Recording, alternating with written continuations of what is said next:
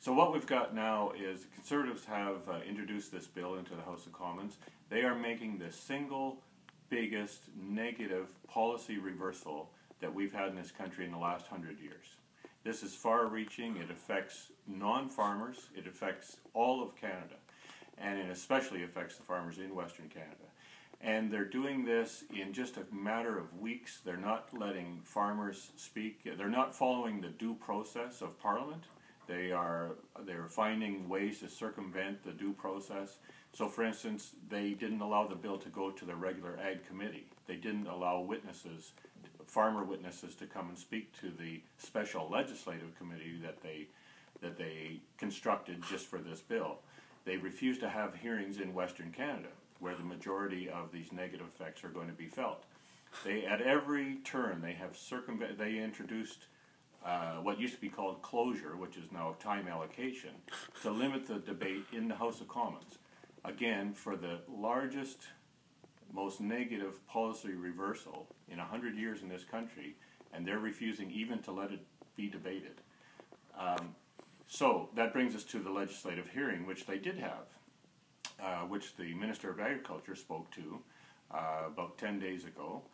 And he made a lot of statements at that legislative hearing to the people of Canada, to the MPs, that are just not true.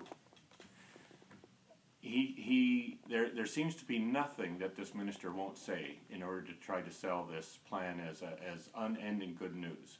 So, for instance, one of the things he said was that Canadian grain is going to flow so much better when the wheat board's gone that farmers will never have to start up their trucks and grain augers in 40 below weather in January. This is raising This is an expectation which he absolutely cannot deliver on.